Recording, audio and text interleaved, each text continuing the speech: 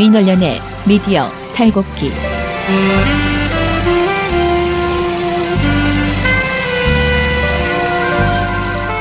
민원련의 미디어 탈곡기 158화를 시작하겠습니다.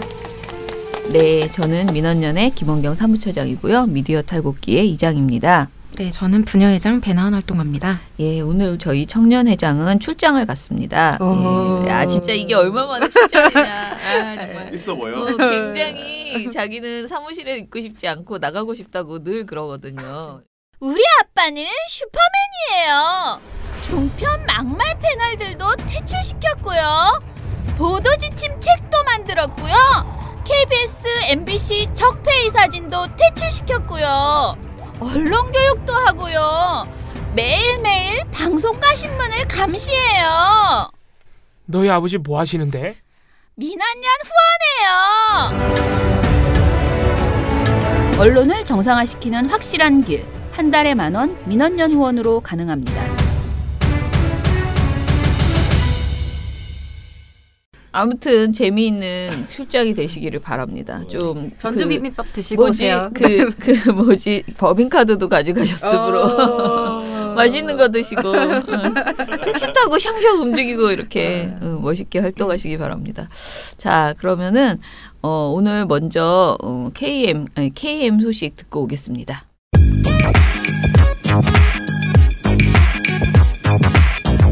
돌마고 팟캐. 네, 오늘 돌마고 팟캐는 베나베나 쇼로 진행될 예정입니다. 네, 처장님과 이봉호 활동가가 모두 다 자리를 비웠거든요. 오늘 새로운 게스트가 한 분이 오셨는데요. 일단 소개를 한번 해보시죠. 누구세요? 안녕하세요. 이정일 활동가입니다.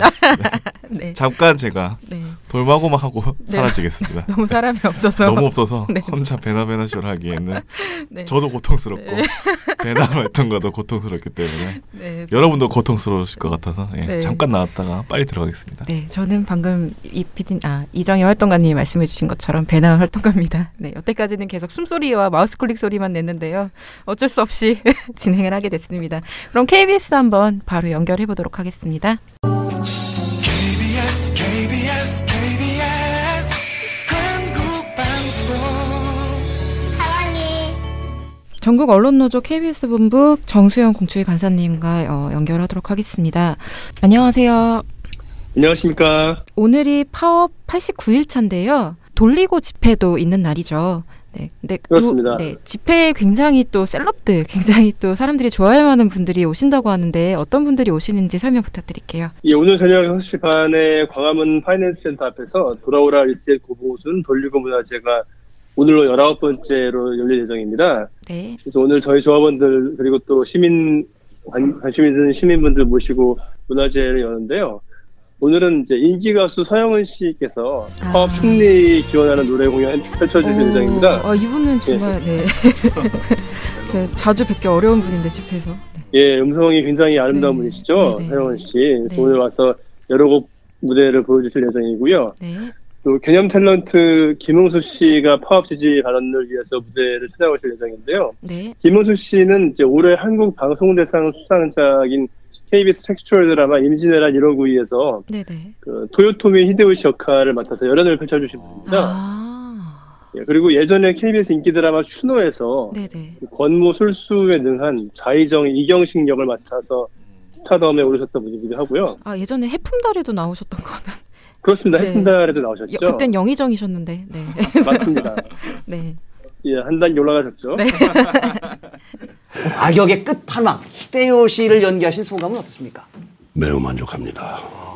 최고의 명작이고 걸작이라고 생각합니다. 저의 연기, 작품, 우리 연출, 모든 면에서 아주 세계 최고의 걸작, 김흥수 최고의 명작이라고 생각합니다. 그래서 김흥수 씨 같은 경우에 얼굴 보시면 아마 모르는 분이 없을 정도로 유명한 탤런트시고 예능 프로에도 자주 출연하시기도 하고 그래서 인기 많으신 연예인인데 오늘 저희 파업을 지지하기 위해서 추운 날씨에도 불구하고 광화문 무대에 와서 파업 지지 발언 해주실 예정이고요. 여러분들 오시면 반갑게 만나보실 수 있을 겁니다. 그리고 또 저희 KBS 아나운서 파업에 참여하고 있는 아나운서들을 소개하는 영상도 할 예정이고 네. 또 파업뉴스 특별판 고대영 Time to Say Goodbye라는 제목으로 고대영 이제 안녕이라는 제목의 동영상이 준비됐습니다. 그래서 유쾌하고 즐거운 내용들이 많이 준비됐으니까 날씨는 비록 춥지만 여러 사람들이 모여서 함께 웃으면 추위도 금방 잊을 수 있잖아요. 네, 와서 많이 즐겨주시고 저희 파업 승리를 위해서 격려 응원 많이 해주시면 감사하겠습니다. 네, 알겠습니다. 지금 뭐 아주 라인업과 어떤 콘텐츠가 정말 풍부한데요. 저녁 때 또 뵙도록 하겠고요. 다음 소식 얘기 나온 김에 고대영 사장님 얘기를 좀 하지 않을 수 없겠는데요. 비리이사의 해임을 막으려고 감사원 재심 신청을 계획하고 있다고 하는데 이게 대체 무슨 얘기인가요? 네, 좀 어이가 없는 일이죠. 네. 사실 지난 29일 이사회 자리에서 이인호 이사장이 KBS 이사진에 대한 업무 추진비 유용 감사 결과에 대해서 결과에 승복을 하고 국민들에게 사죄를 해도 시원치 않을 판에 도리어 큰 소리를 치며 감사원을 맹비난했지 않습니까? 그러면서 심지어는 뭐 특단의 대책을 운운하기도 했는데요. 도대체 특단의 대책이 뭔가 했더니 그 고대영 사장이 있는 KBS 사측을 상대로 감사원에 재심을 청구하는 쪽으로 얘기를 주고받은 모양이더라고요. 아니 사실 뭐 재심을 청구한다는 게 어떤 뭐 예를 들어서 죄를 지은 사람이 법원에서 유죄 판결을 받았을 때 나는 무죄다라면서 뭐 항소할 수 있지만 감사원에서 KBS 이사진에 대한 업무 추진비 유용 실태를 조사한 결과 유용 사실이 드러난 이사들이 감사원을 상대로 재심을 청구할 수는 없습니다. 이게 아예 왜냐하면 감사원이 내리는 결과는 처분 통지인데 처분을 통지하는 대상의 기관이 있습니다. 이번 같은 경우에는 방송통신위원회가 있고 KBS가 있죠. 방송통신위원회는 이사들을 해임과 임명을 추천할 수 있는 권한이 있는 기관에 대해서 당신네들이 KBS 이사들 중에 이런 문제가 있는 사람들에 대해서는 해임을 건의하라. 또 연임을 제한해라. 뭐 이런 취지의 처분을 보낸 것이고 KBS 사장에 대해서는 그동안 이사들이 업무 추진비를 이렇게 함부로 쓰는 데 대해서 관리를 못했으니까 앞으로 관리를 철저히 하고 사적으로 유용한 돈을 회수를 해라. 나는 지극히 합당한 조치를 통보를 한 거죠. 그러면 이런 경우에 이제 조치를 통보를 받은 기관 장만이 우리에 대한 감사원의 그 조사 결과 통보는 부당하다. 이거는 잘못된 것이니까 다시 조사를 해달라라는 취지로 재심을 신청할 수가 있거든요. 근데 이제 KBS가 바로 그 역할을 하겠다고 나선 겁니다. 정확히 말하면 고대영의 KBS 경영진이죠. 그래서 감사원이 자기네들에 대해서 그동안 이사들의 업무 추진비를 관리를 똑바로 못한 책임을 물은 것, 그리고 이사들이 함부로 유용한 돈을 회수하라고 통보한 것, 이걸 응하지 못하겠다. 재심해달라. 라고 감사원을 상대로 신청을 하겠다는 겁니다. 이걸 감사원이 그럼 받아들일 가능성은 없는 거죠? 상황에 따라서 기각할 수도 있고 뭐 받아들일 수도 있는데 뭐 새로운 증거를 만약에 첨부해서 제출한다면은 감사원이 뭐 굳이 그거를 마다하지도 않는다고 하더라고요. 이게 약간 시간 끌려고 이렇게 하는 거 아닌가요? 그렇습니다. 시간 끌기죠. 아예 고대영 사장이 자기를 비호해온 비리이사들을 어떻게든 해임을 막아보려고 이런 꼼수까지 동원하는 건데 사실 이게 방통위의 해임 건의에는 직접적인 영향을 미치지는 않습니다. 감사원이 방통위를 상대로 해임을 건의하고 연임 제한하라고 통보한 것에 대해서 방통위가 재심을 신청하진 않았거든요. 오로지 KBS가 그동안 업무 추진비가 함부로 낭비되는 것을 막지 못한 책임을 지적한 것에 대해서 나는 잘못한 게 없다. 당신들 조사 틀렸다. 뭐 이런 취지로 재심을 신청하겠다고 나서는 꼴이니 이것이 뭐 방통위의 앞으로의 해임 건의에 영향을 미치지는 않죠. 그렇지만 이렇게 해서라도 어떻게든 감사원 조사의 정당성을 뒤흔들고 또 한 발 나아가서 방통위라든지 또는 뭐 정치권을 상대로 감사원의 조사가 부당하다는 논리를 만들어내고자 하는 그런 꼼수로밖에 해석이 안 되는 것이고요. 그리고 KBS 사장으로서 당연히 그동안 이사들의 업무 추진비를 관리하지 못한 책임을 지는 것은 당연한 일이지 않습니까? 그렇죠. 그리고 사적으로 이용된 돈이 발견됐으면 당연히 회수를 해야죠. 국민 수십년대. 그런데 여기에 대해서 재심을 청구한다는 것은 어떤 명분으로도 정당화되기 어려운 파렴치한 결정으로 보이고요. 이것은 오로지 고대영 사장이 이사들과 야합을 해서 자기의 임기 연장을 위해서 뭐든지 해보겠다는 그런 수작으로밖에 보이지 않고요. 특히 방통위는 이런 이제 치졸한 고대영 사장 경영진의 재심 청구에 조금 더 흔들리지 말고 방통위가 감사원으로부터 받은 조처 통보는 KBS 사장이 재심을 신청하든 말든 아무 관계가 없는 별도의 영역이기 때문에 전혀 작업을 하지 말고 신속히 해임 제청에 나서야 한다고 봅니다. 좀 너무 치졸하다고 해야 될까요? 이게 참 보기가 정말 안 좋네요. 이런 짓을 한다는 것 자체가. 그래서 방통위 얘기가 나온 김에 지금 방통위 앞에서 집회를 계속 이어 나가시는 것 같은데. 그렇습니다. 네, 지금 보면 다음 주까지도 해임 건의를 하지 않으면 좀 특단의 대책을 내놓겠다라고 지금 말씀하시는데 어떤 대책인지는 말씀해 주실 수 있나요? 예, 조금 전에 말씀드렸습니다만 이인호 이사장이 적반하장격으로 자기가 특단의 대책을 취하겠다는 말을 했지 않습니까? 네네. 그런데 오히려 특단의 대책을 내기해야 될 사람은 저희들입니다. 그렇죠. 예, 송재호 저희 KBS 새노조 위원장이 어제 방통위 앞 집회에서 이제 여러 발언을 하면서 한 얘기인데 다음 주 안에 해임 건의하지 못하면 우리야말로 특단의 대책 시행할 겁니다. 두고 보십시오.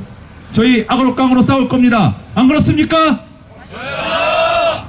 방통위는 좌고우면하지 말고 대통령에게 당장 수신료를 훔쳐간 KBS 비리사 당장 해임 건의하십시오. 라고 공개적으로 선언을 했고요. 네네. 저희들은 뭐 앞으로 방송통신위원회가 제대로 된 조치를 취하지 않고 시간 끌기의 행태를 보인다면 네네. 방송통신위원회라고 해서 저희들이 뭐 할 말 못하지 않는다고 생각합니다. 그 앞에 가서 저희들이 할 수 있는 수단 모든 걸 동원해서 싸워 나갈 것이고요. 네네. 송재호 위원장은 한다면 하는 사람이고 저희도 마찬가지고 뭔가 방송통신위원회가 합당한 조치를 취하지 않은 데 대해서는 반드시 책임을 묻고 저희들이 할 수 있는 수단을 동원할 것이다. 이런 의지를 보인 것이고요. 그래서 어제 그 방송통신위원회 앞에 집회에 저희 조합원들이 또 많이 왔습니다. 어제는 이제 지역에서는 안 오고 본사 조합원들만 참석을 했습니다만은 그래도 뭐 거의 한 400명 가까운 많은 인원들이 참석을 했고요. 그리고 어제 이제 윤창현 SBS 본부장도 격려 방문을 와줬는데 이제 SBS 위원장은 방통위에 다시 한번 촉구합니다. 공영방송을 되살리는 그 길에 방통위가 제발 작은 역할이라도 하시기 바랍니다. 라고 호소를 했고요. 네. 또 김한균 전국 언론노조 위원장께서도 그런데 왜 주무기관인 방통위가 끌어안고 망설입니까? 방통위가 더 이상 좌고우면하지 말고 올바로 공영방송을 바로 세우고 공영언론을 정상화하고 대한민국의 민주주의를 바로 세우는 결단을 촉구하기 위해서입니다. 촉구를 했습니다. 그래서 이제 여러 사람들이 한 목소리를 내서 방통위가 신속히 KBS 비리사들에 대해서 해임 제청을 결정할 것을 촉구를 했고요. 그런데 실제 방통위의 업무 처리는 저희들이 봤을 때는 그렇게 뭐 신속하지 않은 것 같습니다. 방송통신위원회가 감사원 업무 추진비 조사에서 유용 사실이 드러난 10명의 이사들에 대한 송보를 방통위에 해왔는데요. 이 10명의 이사 전원에 대해서 소명을 하라는 취지의 통보를 했다고 합니다. 통보를 이제 오늘 한다고 합니다. 아니 그럼 언제 그걸 얘기를 다 듣고 예, 저희도 매우 답답한 상황인데 그 사람들이랑 방통위가 예, 사실 소명을 들어야 될 이유가 없다고 보거든요. 저희들은 이미 감사원 조사 과정에서 사실관계에 대한 조사가 끝났고요. 그리고 당사자들을 한 번도 아니고 2번씩 불러가지고 소명을 다 듣고 당신들이 해명할 수 있는 걸 다 해명해봐라 라는 기회를 줬는데도 불구하고 그 감사원 조사에 대해서 방통위가 또 한 번 소명을 할 기회를 준다는 것은 이건 시간 끌기로밖에는 보이지 않는데 왜 방통위가 이런 결정을 했는지 이해하기 어렵고요. 그래서 오늘 이런 소명 절차를 통보를 해서 10명의 그 업무 추진비 유용 사실이 드러난 이사 전원에게 소명서를 보낸다고 하는데 그러면 또 열흘이 훅 지나가 버리거든요. 그러니까요. 예, 소명 통보를 받은 사람들이 나름대로 소명 취지를 작성을 해서 회신을 하고 그걸 방통위가 받아서 또 회의를 열어가지고 검토를 하고 이런 저희들이 봤을 때는 매우 불필요하고 참 답답한 그 절차들의 시간이 하염없이 흘러가는 것이 매우 이해하기 어렵고 납득하기 어려운데요.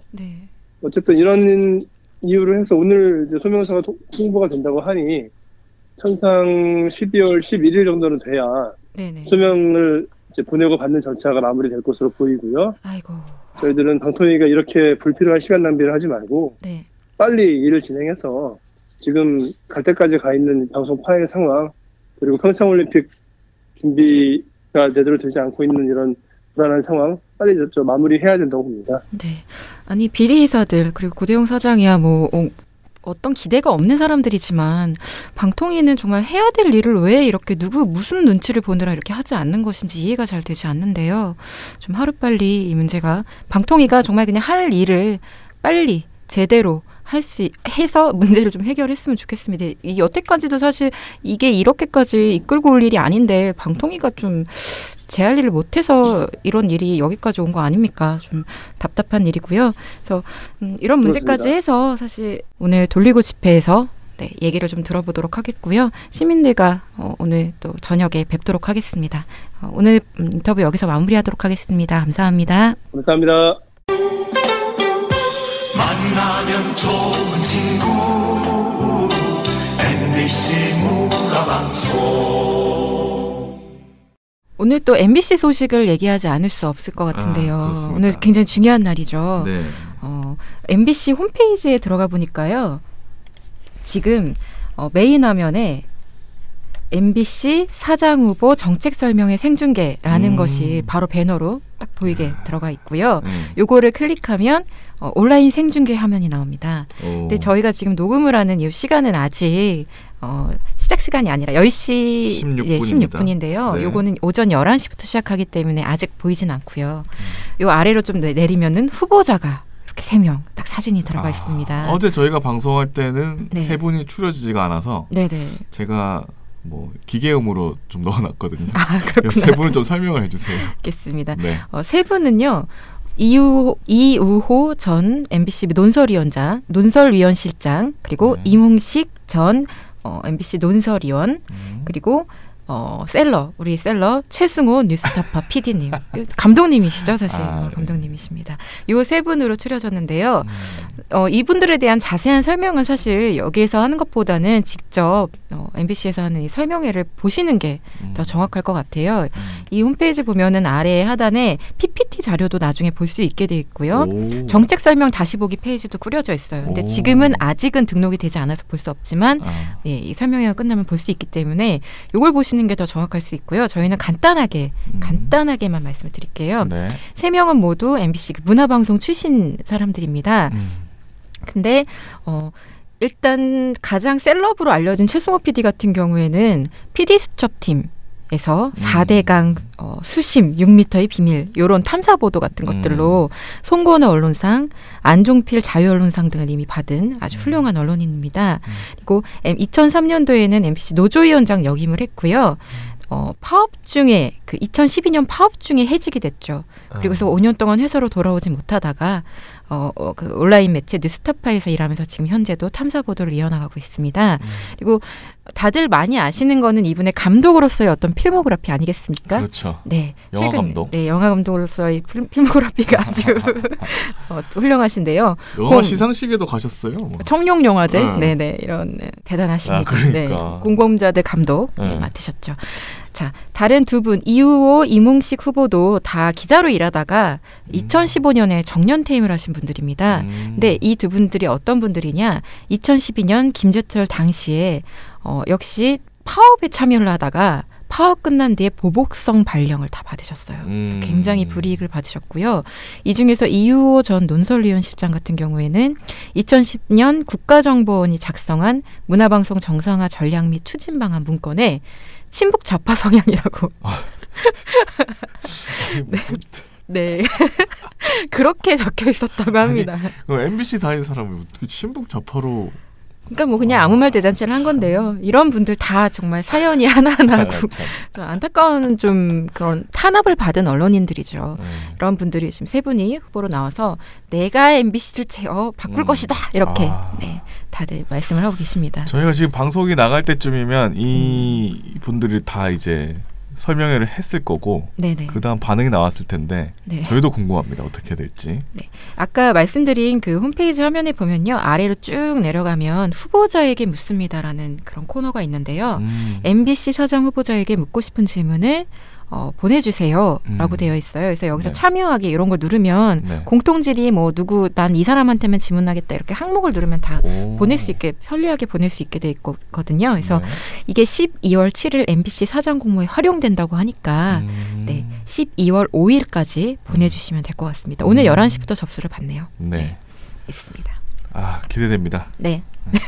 그러면 오늘 돌마고 팟캐는 여기서 마무리하도록 하겠습니다. 돌마고 팟캐는 여기서 끝!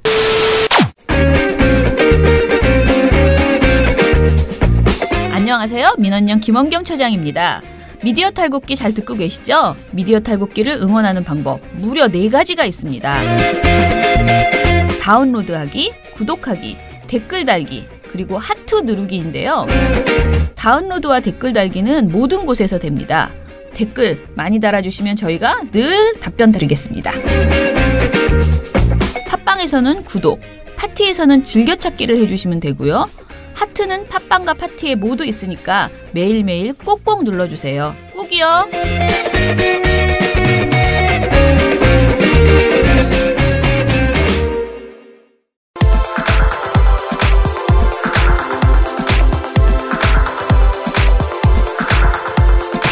네, 미디어 스크랩 시간입니다.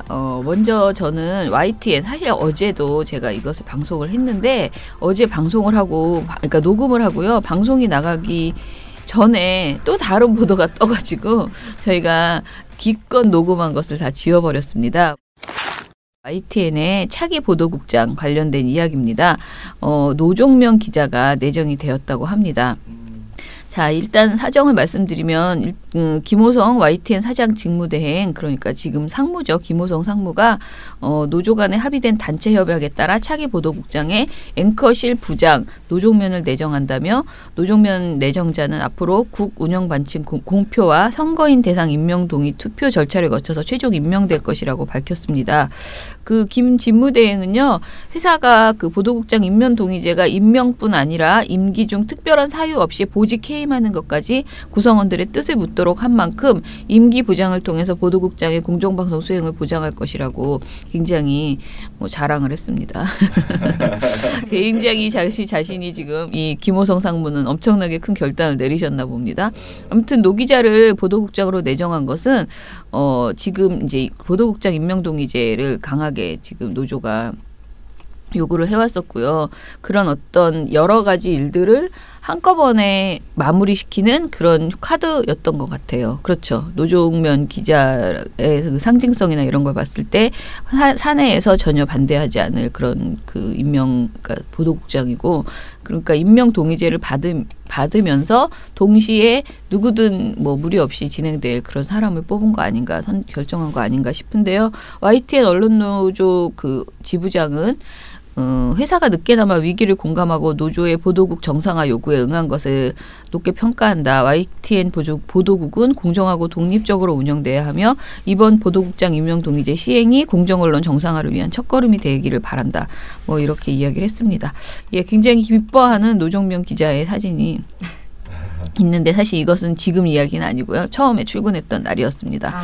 그런데 예, 노종면 기자가 사실 출근은 했지만 무엇을 하나 이런 궁금증 다들 있었을 거예요. 그동안. 예, 그런데 보도국장 돼서 YTN 보도 정말 사실 굉장히 문제가 많습니다. YTN이 제대로 된 실질적인 알 권리를 보장하는 그런 보도가 되었으면 좋겠다. 그럼 정말 우리가 뭔가 이렇게 모니터할 때도 정말 YTN을 기준 삼아서 할 수 있는 정도의 그런 언론사가 되면 좋겠다 싶습니다. 예. 그럼 YTN도 봐야 되나요?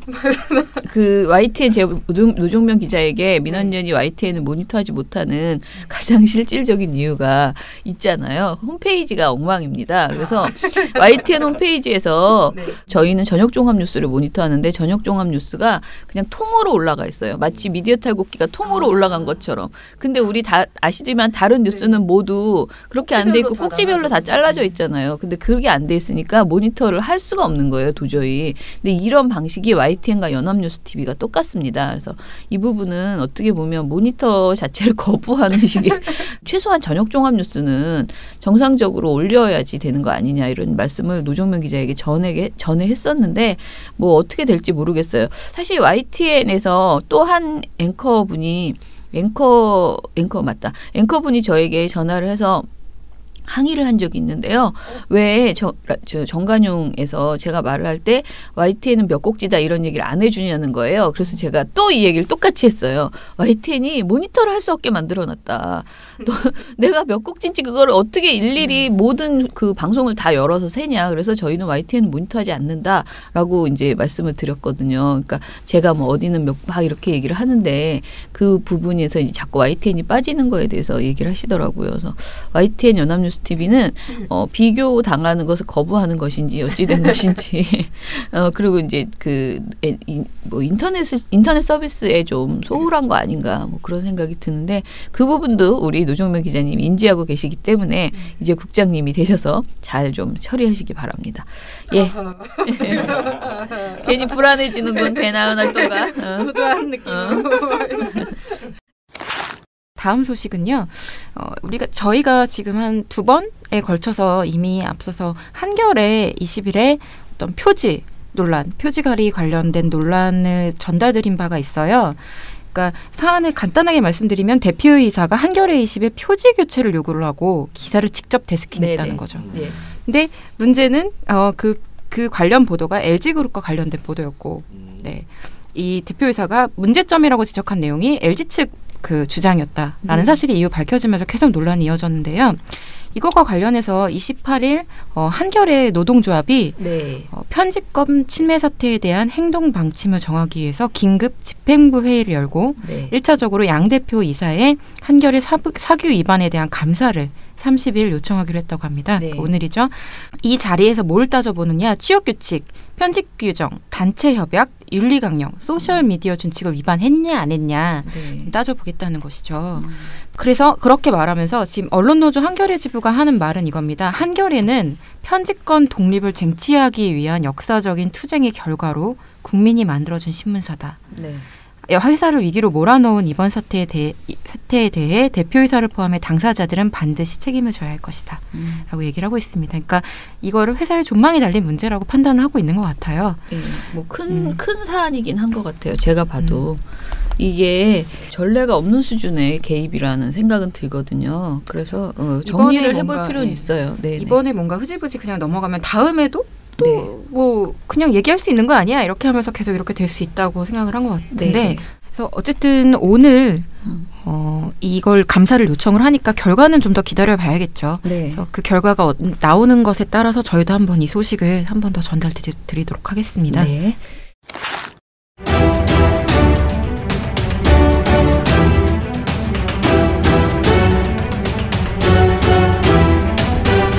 CCBB 특집입니다. 저희 CCBB 이번 주에 써주신 분은요. 정민영 변호사님이시고 저희 민원연의 정책위원이시거든요. 정민영 변호사가 이번 주에 쓰신 글은요. 방심위 관련된 글이었어요. 그래서 방송통신심의위원회 관련 글인데요. 어떤 문제의식을 갖고 쓰셨는지 등을 한번 여쭤보겠습니다. 예, 정민영 변호사님 안녕하세요. 예, 안녕하세요. 네. 안녕하세요. 안녕하세요. 예, 이번 주 그 CCBB 글에 그 제목이 새롭게 출범하는 방심위 4기 정권 지킴이 오명 벗어야 했습니다. 자, 먼저 이 주제를 선택하신 그 배경 좀 이야기해 주세요. 예, 그러니까 지금 방송통신심의위원회 임기가 종료된 지 지금 5개월이 넘어가는데 새롭게 이제 그 위원 구성이 안 돼가지고 그 업무가 다 지금 마비 상태로 지금 이제 왔던 거고, 근데 최근에 이제 기사들을 보니까 그 방심위원들 이제 구성이 조금 급물살을 좀 탄다 이런 보도들이 좀 나오더라고요. 뭐 구체적으로는 그동안 이제 위원 구성이 안 된 게 이 3명의 야당목 자리를 놓고 자유한국당, 국민의당, 바른정당이 이제 계속 좀 다툼이 있어가지고 이제 오랫동안 구성이 안 됐던 건데, 근데 뭐 이번에 이제 바른정당이 분당되면서 교섭단체 지위를 상실을 했고, 그러면서 이제 자연스럽게 자유한국당이 2자리, 그다음에 국민의당이 한 자리 하는 걸로 이렇게 좀 정리가 좀 됐다고 하더라고요. 그래서 새롭게 이제 방심위가 출범을 이제 곧 할 텐데 그동안 그 몇 년 동안 방심위가 해온 여러 가지 문제들 이런 것들을 좀 반복하지 않는 게 참 중요하겠다는 생각이 좀 들어서 평소에 좀 생각했던 거를 조금 적어봤습니다. 예. 자, 그러면은 관련 내용에서 쭉 그 방심위 관련해서 뭘 바란다 뭐 이런 내용들이 쭉 있거든요. 네. 그 얘기 좀 쭉 풀어봐 주세요. 네. 제일 중요한 거는 그 방송 심의와 관련해서 그동안 공정성이라는 문제가 늘 그 이제 공정성 조항이 이제 방송 심의 규정에 있습니다. 근데 늘 방송통신심의위원회에서 어떤 방송에 대해서 특히나 정치적으로 조금 예민한 주제를 다루는 방송에 대해서 이제 내린 제재 결정을 하면서 그 든 구실이 이제 공정성을 위반했다라는 것인데요. 근데 이제 이게 문제가 뭐냐면 우리가 방송 심의 규정도 조금 그런 취지로 되어 있고 공정한 방송이 뭐냐라고 했을 때 지금 방심위의 이제 기본적인 그 접근 방식은 대립되는 입장을 양적으로 비슷하게 다뤄줘야 공정하다라고 이제 보는 거예요. 그러니까 애초에 예를 들면 제가 100년 전쟁이라는 다큐멘터리 그 예를 조금 들긴 했는데 예를 들면 몇 년 전에 그 민족문제연구소에서 제작한 그 100년 전쟁이라는 역사 다큐멘터리가 있었거든요. 근데 이게 이제 내용이 뭐냐면 이승만, 박정희 두 전직 대통령에 대해서 잘 그동안 알려지지 않은 사실들을 좀 보여줌으로써 이 두 사람에 대해서 좀 비판적인 평가를 하겠다라는 게 이 애초에 기획 의도였어요. 근데 방송통신심의위원회에서 이승만, 박정희 두 대통령에 대해서 긍정적인 평가도 상당히 있는데 그거는 다루지 않고 부정적인 면만 다뤘다. 그래서 공정하지 않다라고 해가지고 그 중징계 결정을 내렸고 지금 이게 대법원까지 지금 가 있습니다. 그래서 이게 그 우리가 그러면 이렇게 그냥 대립되는 입장을 50%씩 담는 게 공정하다라고 하면 모든 어떤 문제 제기가 희석되는 거거든요. 그래서 이렇게 되면은 그 아무래도 늘 그냥 무색무취한 방송만 이제 심의로부터 이제 비켜나갈 수 있게 되는 것이고 더 심각한 거는 이런 식의 심의가 이제 계속 이루어지면 현장에 있는 그 PD나 이제 기자나 이런 분들은 상당히 이제 위축될 수밖에 없는 거죠. 조금 구체적으로 말씀드리면 요새는 뭐 예전처럼 어떤 민감한 주제를 다룬다고 할 때 뭐 아예 못 다루게 하거나 뭐 이제 이렇게 하는 거는 예전보다 훨씬 적은 것 같아요. 근데 이게 뭐 이렇게 방송을 내보내면 방심위에서 제재를 받을 수가 있다. 그러니까 뭐 상대방 입장도 조금 더 반영을 하자. 이런 식으로 계속 힘들게 하는 거죠. 그러면 PD나 기자나 데스크하고 좀 관계가 이제 불편해지는 게 이제 당연하고 이런 일이 자꾸 반복되다 보면은 아예 그런 주제를 다루지 않는 쪽을 선택을 하게 되는 거죠. 그러니까 그렇게 되면은 이게 뭐 방송이 이제 그 정부를 이제 감시하고 비판하고 이제 이런 것이 기본적인 그 역할인데 이런 것들을 충실히 하지 못하게 하는 이제 그런 일이 좀 계속해서 벌어져 왔던 거고 그런 것들이 앞으로도 좀 벌어지지 않았으면 하는 이제 마음이 좀 있었던 거예요.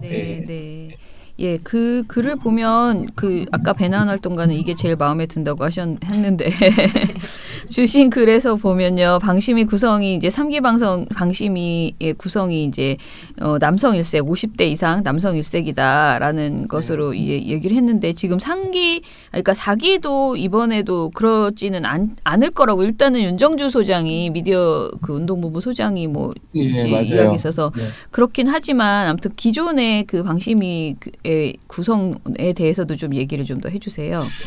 그러니까 뭐 지금 3기 때는 여성 방송통신심의위원이 없었던 것 같고요. 2기 때 아마 한 명 있었던 것 같고요. 네, 그러니까 아주 정말 전형적으로 50대 이상. 아마 3기 때는 50대가 아니라 60대가 훨씬 많았던 것 같은데요.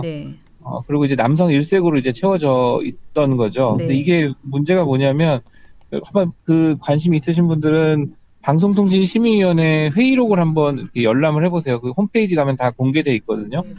이분들이 어떤 방송에 대해서 논란이 되는 방송에 대해서 이렇게 나누는 얘기들을 이렇게 보면 아무래도 이 뭐 20대, 30대 혹은 40대들이 이제 받아들이는 감수성하고는 너무 이제 차이가 많이 나는 거예요. 그러니까 맞아요. 뭐 물론 이제 심의위원들이 여러 가지 이제 경험이 있고 전문성이 이제 있어야 되는 거는 뭐 당연한 일이긴 할 텐데 근데 이렇게 너무 그 고연령으로 그냥 편중이 돼 있으면 네. 특히나 이제 인터넷은 더 그렇습니다. 지금 뭐 방송에 대해서 제가 글을 쓰긴 했지만 이 방송통신심의위원회에서 어떤 인터넷 게시물에 대해서 뭐 접속 차단 이런 것들을 결정할 권한이 있거든요. 네. 그런데 인터넷이라는 공간이 익숙지 않은 분들이 네. 대부분 그러니까 지금은 익숙하지만 예. 이분들이 뭐 아주 젊었을 때부터 인터넷을 아무래도 그렇죠. 사용했던 분들이 아닌 네. 거예요. 네, 그러니까 이 공간의 어떤 좀 특유한 점들 이런 네. 것들에 대해서 조금 젊은 사람들하고는 좀 이해가 좀 다를 수밖에 없는 것 같고 네.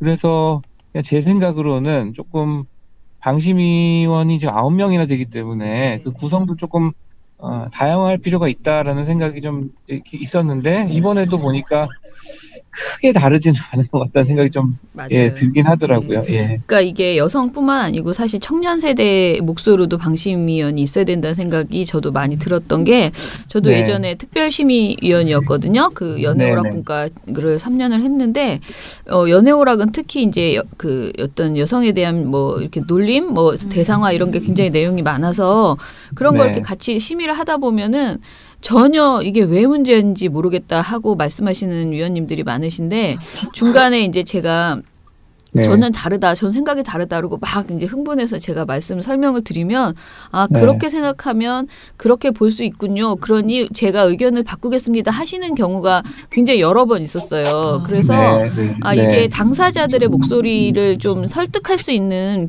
부분이 분명히 있어야 되고 그런 것이 반영될 수 있는 그러니까 그런 세대가 좀 들어올 필요가 있다라는 생각을 저도 많이 했거든요. 제가 혼자 화를 내고 끝나는 게 아니고 들어보면 그런 부분이 있군요. 그러면 우리가 고쳐야죠. 이렇게 하면서 새롭게 의견을 바꾸시더라고요. 그래서 이게 진보 보수를 떠나서 그 세대가 가지고 있는 계층이 가지고 있는 한계가 분명히 있는데 그것이 적당히 반영이 되어야지만 된다. 너무 사실 기존의 방심위원들이 거의 이제 교수님이시거나 아니면 방송인 출신들 뭐 이런 분들로 이렇게 아무튼 굉장히 연륜 있는 사람들로만 그리고 직업도 딱 정해져 있어요. 거의 뭐 신방과 교수 또는 그 방송인 출신, KM 출신 뭐 이런 SBS 출신 이런 분들이 많아서 이 부분은 좀 개선이 필요하다라는 생각이 듭니다.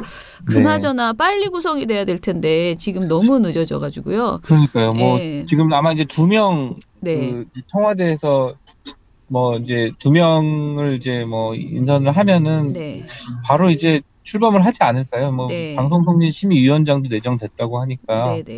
아무튼 뭐 잘 하기를 잘해야죠. 뭐. 네, 알겠습니다. 그러면 우리 다음에 또 CCBB 쓰실 때 연락드리겠습니다. 예, 감사합니다. 네.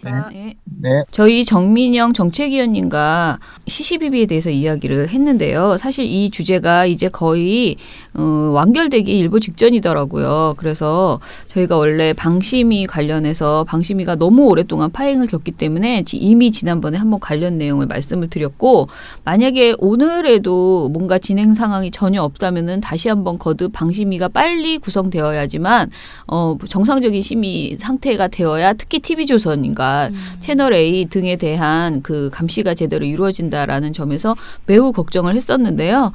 다행히 곧 구성이 될 거라고 이야기를 하니까 저희가 오늘 이 주제로 길게 이야기하는 것은 접기로 하고요.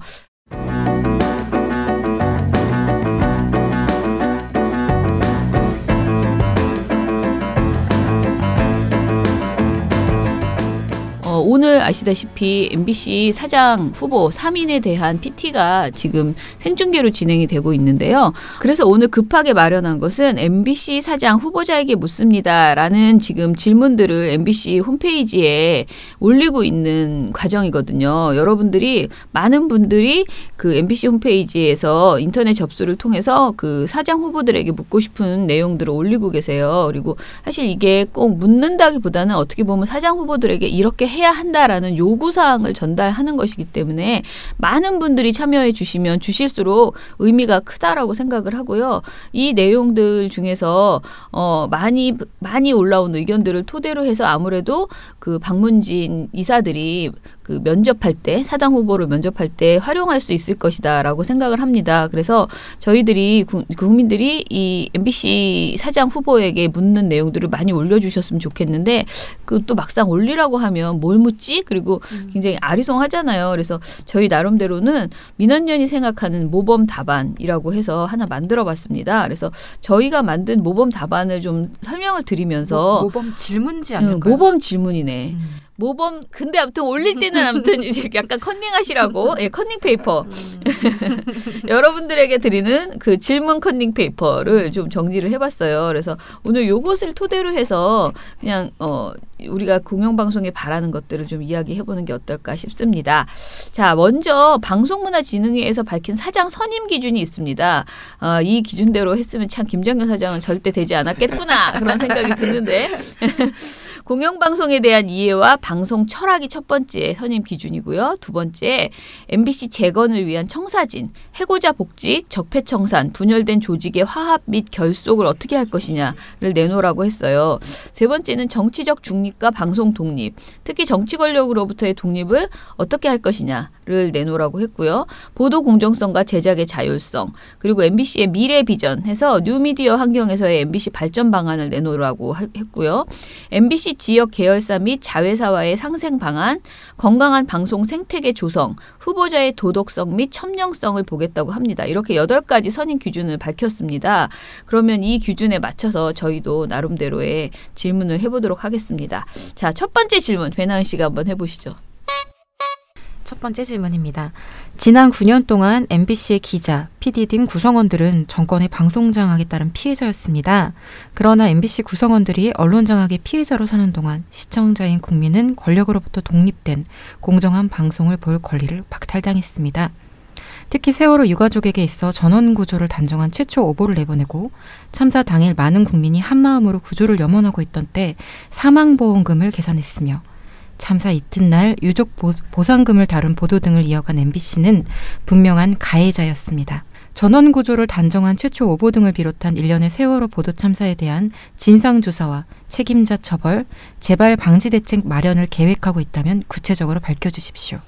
예, 사실 이 질문을 저희가 가장 먼저 앞에 넣은 것은 MBC 하면 떠오르는 게 세월호이기 맞아요. 때문이에요. 네. 그래서 MBC가 세월호 관련 보도에 대해서는 분명한 진상조사 그리고 진짜 잘못된 모든 보도들에 대한 책임자 그 징계가 분명히 있어야 된다라는 것과 MBC는 뭐 KBS와는 달리 국가재난방송사는 아니지만 국가기관 재난방송사는 아니지만 사실 공영방송으로서 이런 식의 재난보도가 다시는 재발하지 않도록 방지 대책을 마련해야 된다라는 점을 저희가 굉장히 중요하게 생각해서 첫 번째 질문으로 냈습니다. 여러분들도 세월호에 대한 분노를 많이 가지고 계신 분들 그리고 특히 MBC는요. 기억하시겠지만 MBC 앞에서 리멤버 0416이라는 그 모임의 분들이 정말 계속 피켓팅을 했어요. MBC 앞에 가서 상암동 저는 그걸 한두 번 본 게 아니고 지나갈 때마다 와, 우리는 어쩌다가 한번 가는데 저분들은 어떻게 저렇게 계속 저 피켓팅을 이어나가지 대단하다라고 생각을 했습니다. 근데 그 정도로 분노가 큰 거예요. MBC 보도에 대한. 그래서 이것에 대해서는 여러분들이 많이 의견을 보내주셔야 새 사장이 들어와서도요. 세월호 보도 참사에 대한 진상규명은 절대 허투루 하면 안 된다라는 것을 분명히 인식할 수 있을 것 같습니다. 많이 보내주시고요. 두 번째는 저는 이런 질문을 이제 말씀드려 볼게요. 현재 국회에서 공영방송 지배구조 개선 법안, 이른바 방송장악 방지법안을 마련하기 위한 논의가 한참 진행되고 있죠. 그런데 기존에 그 162명 국회의원이 내놨던 언론장악 방지법이라고 하는 그 법에서는 MBC 대주주인 방송문화진흥회 이사를 여당, 야당에서 각각 7인 6인씩 추천하고 MBC 사장 선임을 위해 재적의원 3분의 2 이상의 찬성을 구하도록 하는 특별다수제 도입을 규정하고 있었습니다. 이런 가운데 최혜선 의원은 국민추천위원회를 통해서 이사를 구성하자라는 안을 냈고요. 민원연은 신고리 5,6하기 공론화위원회처럼 만 19세 이상의 국민 100여 명으로 구성된 사장추천위원회를 통해서 MBC 사장을 선출하자라는 안을 공개 제안해 놓은 상태입니다. 이에 대해서 공영방송의 진정한 독립을 위해서 MBC가 생각하는 MBC 지배구조 개선 방향이 무엇인지 가장 자신들이 바람직하다라고 생각하는 안은 무엇인지를 사실 저도 이게 굉장히 궁금해요. 왜냐하면 왜냐하면은 정확하게 자신들의 입장은 없고요. 왜냐하면 기존의 그 언론장악 방지법이라는 것이 사실상은 MBC를 위해서 만들었다고 해도 과언이 아니에요. 그런 법을 그때 내놨었고 그 이후에는 공식적인 입장이었기 때문에 MBC가 생각하는 그야말로 지배구조 개선 방안에 대해서 의견을 좀 밝혀주시기를 바라는 질문을 두 번째로 내놔봤습니다. 세 번째 질문은요. 보도 제작 편성의 자유와 독립을 보장하기 위해서는 사람의 인사권을 구성원들과 일부 나눠야 한다는 의견이 있는데요. 현재 국회에 제출됐고 또 제출 예정인 방송법, 방문진법 등의 개정안에서는 이를 위해서 노사 동수로 편성위원회를 구성하자고 제안하고 있습니다. 네, 민주언론시민연합은 편성위원회뿐 아니라 편성 보도 책임자에 대한 임명동의제의 도입까지 함께 제안하고 있는데요. 인사권한의 일부를 구성원들과 함께 갖는 일련의 제도 도입에 대한 의견을 밝혀주세요. 이거는 뭐 대세가 요즘 네, 한계 갖는 것이기 때문에 크게 이견이 없으리라 생각을 합니다. 이번 새 사장 후보 누가 되시더라도. 자, 네 번째로는요. MBC가 지난 2012년 김재철 전 사장 시절 회사 측에서 MBC 본부와의 단체 협약 해지를 일방적으로 통보한 이후에 계속 무단협 상태를 이어가고 있습니다. 회사 측의 일방적인 단체 협약 파기로 인해서 MBC는 보도 제작 등에 있어서 최종 실무 책임자인 국장급에서 책임을 지고 방송을 내보내는 국장 책임제를 잃어버렸습니다. 그 결과 본부장 등이 그 보도 제작에 일상적으로 간섭하는 상황이 발생했습니다. 그리고 공정방송협의회 등의 경우에 MBC에서 불공정한 보도를 내보냈을 경우에 노사가 함께 사후 대처를 위한 방안을 마련하는 역할을 해왔었는데요. 이건 역시 회사 측의 단협 파기 이후에 제대로 열리지 못하고 있는 상황입니다. 이렇게 무단협 상태가 길어지면은 방송 강령 등 모든 것이 유명무실해지는 그런 효과가 있거든요. 그러니까 지금 MBC 파행의 가장 큰 원인이 사실상 무단협이라고도 말할 수가 있어요. 이걸 통해서 계속 정상적으로 잘 마련되어 있던 제도들이 거의 유명무실해지는 이런 상황이었습니다.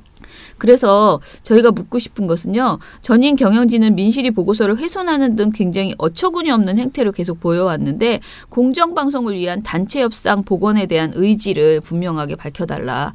앞으로 노조와 어떻게 해나가겠다는 것인지 이런 것들을 밝혀달라. 이런 질문을 던져봤습니다. 다섯 번째 질문은요. MBC는 매체 비평의 중요성을 가장 먼저 인지한 방송사였는데요. 2001년 미디어 비평을 신설해서 자사 보도만이 아니라 방송, 나아가 한국사의 언론 전반에 대한 감시에 나선 바 있습니다. 매체 비평은 언론이 스스로 권력화하지 않고 자성하는 모습을 잃지 않도록 하는 장치입니다. 한국의 언론자유지수가 추락을 거듭한 지난 9년 동안 공영방송의 매체 비평 프로그램이 줄줄이 폐지된 현실이야말로 매체 비평의 중요성을 방증하는데요. 시청자들이 다시 MBC에서 매체 비평 프로그램을 볼 수 있을지 관련 계획을 밝혀주십시오. 예, 이거 제가 쑤셔놓자고 웃겼습니다. MBC가 미디어 비평이 정말 필요하거든요. 자사 비평도 되게 중요하고요. 그리고 매체 간 상호 비평이라고 해서요. 방송이 신문을 비평하는 게 굉장히 중요해요. 왜요? 이게 실제로 굉장히 힘을 발휘해요. 방송이 신문을 감시하잖아요. 그러면은 신문사들이 굉장히 의식하고 어찌됐든 신문은 사실 방송심의위원회 같은 게 없잖아요. 신문에는. 그래서 오보 이외에는 굉장히 자신들의 정파성을 굉장히 두드러지게 나타내는 그런 보도들을 명확하게 하고 있죠. 방송은 그렇게는 못하잖아요. 그런데 매체 간 상호 비평을 통해서 지금 이 사안에 대해서 조선일보는 이렇게 우리 방송 같은 내용을 방송 KBS, MBC에서 한다고 생각해 보세요. 우리 미디어 탈국기의 내용을. 그러면 정말 불편하겠죠. KBS, MBC가 그러니까 방송 신문사들이 굉장히 아파합니다. 그래서 예전에 이 미디어 비평이나 또는 미디어 포커스, KBS 미디어 포커스가 굉장히 그걸 잘했는데 그런 방송이 나오면은 국민들이 내가 보고 있는 신문에 대해서 회의를 느끼는 거죠. 나는 이것만 보고 있었는데 이렇게 골고루 분석해서 이렇게 들려주니 충격적이다 이러면서 굉장히 그것에 대한 인지도 그야말로 언론 바로보기 수준이 확 높아져요 국민의. 그래서 매체 비평 프로그램이 정말 필요한데 이게 지금 완전히 전무해진 상황이거든요. 그래서 공영방송이라도 매체 비평을 꼭 해줬으면 굉장히 불편하대요. 기자들 사이에서도 김경래 기자가 전에 말했거든요. 그 매체 비평 프로그램을 맡고 있으면 기자들 사이에서도 약간 그 불편한 존재, 왕따처럼 그래서 힘든데 또 기자들끼리는 자기들끼리 또 기자라고 이렇게 감싸고 도는 문화가 있잖아요. 근데 그것을 깨고 계속 기자가 기자를 비판해야 되는 그런 상황이 벌어지기 때문에 힘든데 필요하다. 그래서 반드시 만들어줬으면 좋겠기 때문에 이것에 대한 계획을 밝혀달라 이렇게 올려봤습니다. 네. 그러면 6번째로는 2012년 공정방송 파업 이후에 MBC에는 6인의 해직자가 발생을 했죠. 해직자 복직에 대한 생각을 명확하게 해주시고요. 그냥 단순 복직이 아니고 그분들이 어떻게 앞으로 일을 하게 할 것인지에 대해서 그리고 그분들이 감내했던 그 고통에 대한 보상 방안 등도 좀 구체적으로 제시해 주셨으면 합니다. 제가 며칠 전에 2번의 인터뷰를 MBC랑 했어요. 조금 놀라웠는데 처음에는 PD수첩팀에서 와서 자신들이 MBC 보도를 반성하는 프로그램을 특집 프로그램을 이번 파업 이후에 첫 방송으로 하겠다라면서 인터뷰를 해갖고 갔습니다. 조금 있다가 또 MBC라고 전화가 와서 이번에는 MBC 스페셜 팀이다라고 하면서 또 같은 주제로 하겠다는 거예요. 겹치지 않나요? 그랬더니 좀 다르게 다루면 된다. 뭐 이렇게 얘기를 했어요. 근데 제가 이 말씀을 드린 건 그런 과정에서 PD분과 말을 하다가 눈물이 좀 난 부분이 있는데요. 이제 PD가 이런저런 얘기를 하다가 그 내용은 우리 박성재 기자가 한 말이랑 굉장히 비슷하네요. 그래서 제가 어떤 말을 했는데 그래서 그래요. 근데 박성재 기자가 해직 이후에 지금까지 굉장히 많은 인터뷰를 하고 뉴스포차도 하고 굉장히 많은 방송을 했잖아요. 근데 MBC 카메라 앞에서 그렇게 앉아서 이 얘기를 하는 것을 한다고 생각하니까 인터뷰를 하다가 울었다고 그러더라고요. 그러면서 이런 날이 이렇게 오긴 오는구나. 그러면서 어디 다른 카메라 앞에서 그러니까 뭐랄까 호소하는 그런 거는 굉장히 많았지만은 MBC 카메라 앞에서 이것이 그리고 분명히 나갈 것이라는 믿음이 있는 상황에서 MBC가 잘못한 것을 반성하는 그런 내용을 인터뷰를 하려고 하니까 울컥 눈물이 났다고 하시더라고요. 근데 저도 그 얘기를 들으면서 갑자기 또 막 박성재 기자가 또 그렇게 약간 그 상남자거든요. 근데 또 그런 마음이 들었겠구나라는 생각이 들어서 저도 울컥했어요. 저도 사실은 인터뷰하면서 그런 생각이 들었어요. 정말 이런 날이 오긴 오는구나. 우리가 그렇게 MBC를 공격하고 비판해 왔는데 MBC 카메라 앞에서 이렇게 인터뷰를 하면서 MBC를 꾸짖는 방송을 이게 방송에 나갈 거 정말 나가요? 12월 며칠 날 나가요? 계속 제가 물어봤거든요. 아무튼 좀 잘 보상 방안 그리고 정말 선배로서 정말 공영방송을 지키려고 노력했던 선배로서 자리매김하는 그런 위치에서 일할 수 있게 됐으면 좋겠습니다. 네, 7번째 질문. 네, 상법상 지역 MBC의 대주주는 서울 MBC라고 해요. 네. 그러니까 MBC 본사인 거죠. 근데 지역 MBC 사장과 이사회 구성에 사실상 이 본사 그 사장이죠. 네, 이분의 뜻이 굉장히 많이 들어간다고 합니다. 이런 상황에서 지역에 대한 이해가 낮은 사장과 이사들이 지역 MBC의 경영과 인사를 좌지우지하게 되고 이는 공영성의 주요한 축인 지역성을 훼손하는 결과로 이어지고 있는데요. 지역 MBC와의 수평적인 네트워크 구축에 대한 견해를 밝혀주세요. 네, 이것도 굉장히 지역에서는 중요하게 생각하는 이슈입니다. 그래서 낙하산 인사들이 자꾸 들어와서. 네, 그렇죠. 우리 이진숙 사장님처럼. 보도와 제작을 담당하는 언론인들이 방송 강령과 윤리 강령, 제작 가이드라인 등을 충분히 숙지하지 못하고 있다는 지적이 특히 저희 민원연에서 많이 하고 있지요. 지적이 계속 이어지고 있습니다. 어제도 얘기했지만 그 재난보도 가이드라인도 모르고 그리고 저는 방송 윤리강령은 물론이고 심지어는 방송 심의규정도 모르고 그렇게 만드는 것이 아닌가 이런 생각이 드는데 자 이렇게 MBC도 굉장히 좋은 윤리강령과 방송강령 제작 가이드라인들 가지고 있습니다. 그런데 이것들이 맨날 만들어 놓고 어디 쿡 꽂아놓고 또는 인터넷에 어디 쿡 박혀 있어서 전혀 현장에서 적용되지 않고 있거든요. 이것을 어떻게 교육시키고 어떻게 적용시키고 적용시킬 것인지 그리고 이것을 어겼을 경우에 어떤 심의 제도를 통해서 이것을 계속 개선하여 나갈 수 있을 것인지에 대해서 분명한 방안을 좀 마련해 주셨으면 좋겠습니다. 최소한 MBC에 입사를 하게 되면요. MBC 제작 가이드라인은 정말 화투장 맞히는 것처럼 쉽게 할 수 있어야 되는 거 아닙니까? 너무 모르는 거예요. 자신들에게 그런 게 있는지조차 모르거든요. 그러니까 이 부분을 어떻게 실제로 적용할 수 있을지에 대한 방안을 매우 구체적으로 섬세하게 마련해 주셨으면 좋겠다라는 요구를 드립니다. 9번째 질문은요. 아주 중요한 문제인데요. 방송 작가와 조연출 등 방송 제작 현장을 떠받치고 있는 수많은 노동자들이 있죠. 근데 이분들이 노동자로서 권리를 보장받지 못하고 있습니다. 네. 이상돈 국민의당 의원이 발표한 실태조사에 따르면요. 방송 제작 스태프 2,007명 중에 76.2%, 그러니까 1,529명이 서명 계약도 없이 방송을 제작하고 있다고 합니다. 네. 그래서 그러니까 또 이 방송이 근로기준법에서 특례업종으로 정한 직종에 해당되다 보니까 이 스태프들이 사실상 무제한 노동에 시달리고 있습니다. 그래서 방송 제작 스태프의 노동인권 보장을 위해서 어떤 방안을 마련할 것인지 밝혀주셨으면 합니다. 네.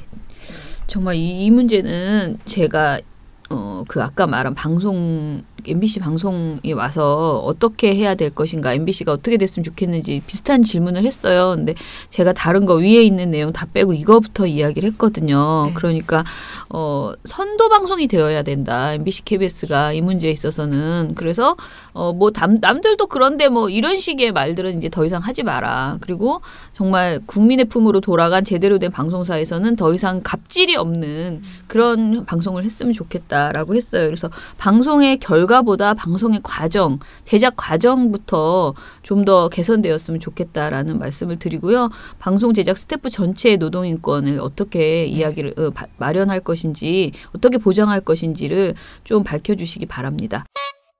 자, 그리고 마지막 질문인데요. 저희가 준비한 마지막 질문입니다. 언론노조 MBC 본부의 그 공정방송 파업 기간 동안에 MBC 시사 프로그램인 리얼스토리 눈의 CP가 그 외주 제작사에 대해서 굉장히 어처구니 없는 행동을 했다라는 것이 밝혀졌잖아요. 그러니까 선정성을 강요하고 출애 경쟁을 유도하고 압박을 가하고 인신모독 발언을 했다라는 것이 나왔는데요. 사실 이것은 정말 하나 딱 드러난 사례일 뿐 지상파가 슈퍼갑의 위치에서 외주 제작사를 착취한다는 지적이 계속 존재해 왔습니다. 그래서 독립 PD들과 외주 제작사에서는 영국의 공영방송 BBC가 독립 제작사 협회와의 협의를 통해서 외주 시행 규칙을 만들어서 표준 제작비와 저작권 문제 등에 대한 합의를 이끌어낸 점을 참고해서 이와 비슷한 어떤 행위를 이제 해야 된다라는 이야기를 하고 있어요. 상생 가능한 제작 현장을 만들기 위해서 어떤 방안을 마련할 것인지를 밝혀주시기 바랍니다. 예, 이게 저희가 생각하는 한 10개 정도? 사실 저희가 생각 못한 것도 더 많을 거예요. 여러분들이 아이디어를 내셔서 얼마든지 많은 질문을 해주시고요. 저희가 낸다고 해서 저희가 낸 질문이 다 이렇게 인터뷰할 때 채택되지 않거든요. 중요한 건 뭐냐? 많은 사람이 질문한 내용, 중복 질문 내용이 채택이 된다고 합니다. 그러니까 여러분들이 저희 거를 컨닝하셔가지고 조금 말을 바꾸시던 그대로 긁으시던 아무튼 여러 가지 방법으로 의견을 MBC에 많이 주시기 바랍니다. 저는 MBC 이번 사장 선임의 이 과정이 나름 조금 어설프긴 하지만 굉장히 국민의 뜻을 받기 위한 장치들을 여러 번 마련해서 PT도 생중계하고 그리고 이런 의견도 접수하고 이것을 반영해서 이사들이 물어보겠다. 이렇게 하는 것들이 마음에 들거든요. 근데 이게 만약에 해봤는데요. 호응이 너무 없어요.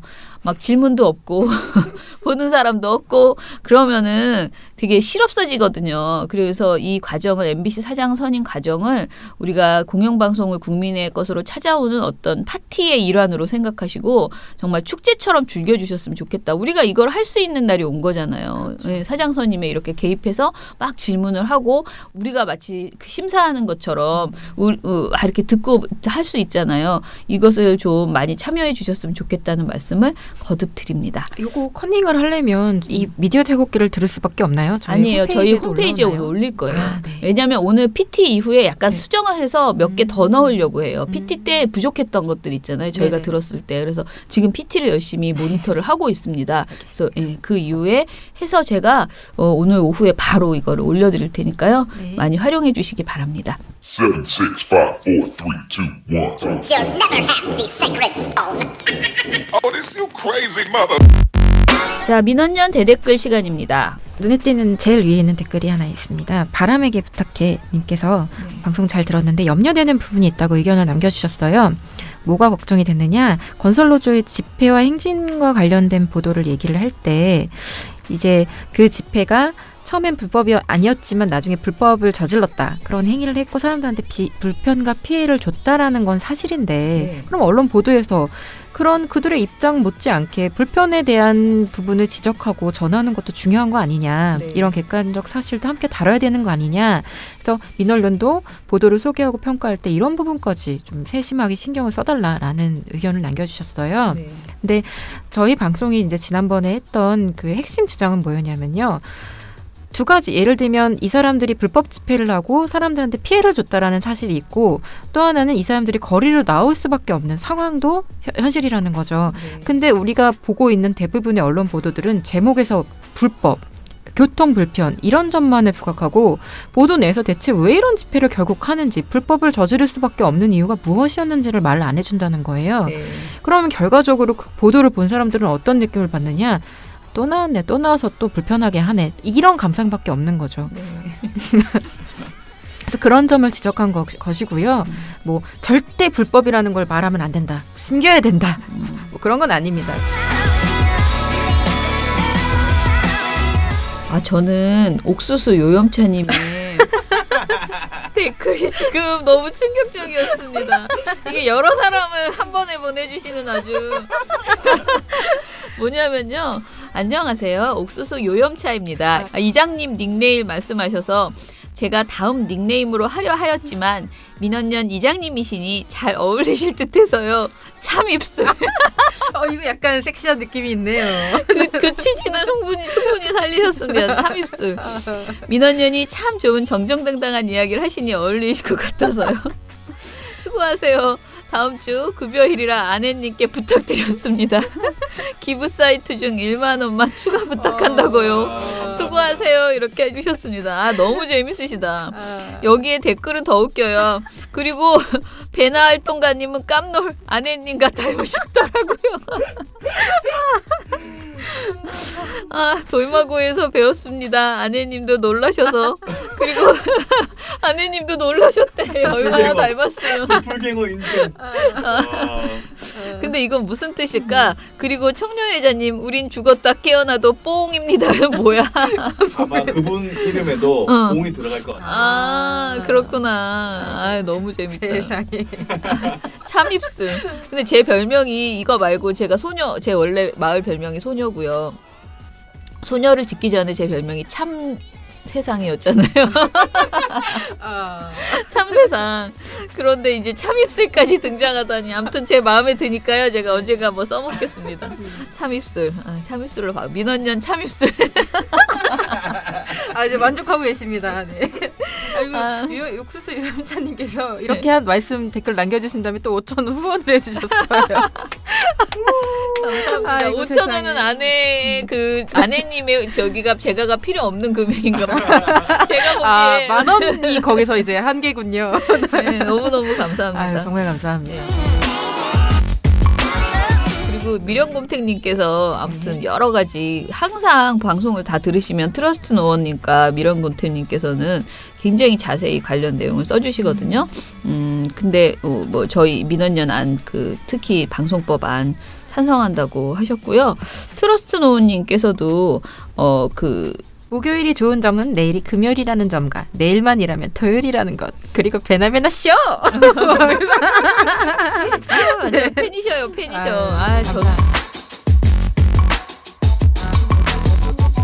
저희 오늘 방송은 이것으로 마치고요. 다음 주 월요일에 좀 더 좋은 내용으로 찾아뵙도록 하겠습니다. 민원연의 미디어 태국기는 다음 주에도 열심히 털어드리겠습니다. 탈탈탈. 안녕.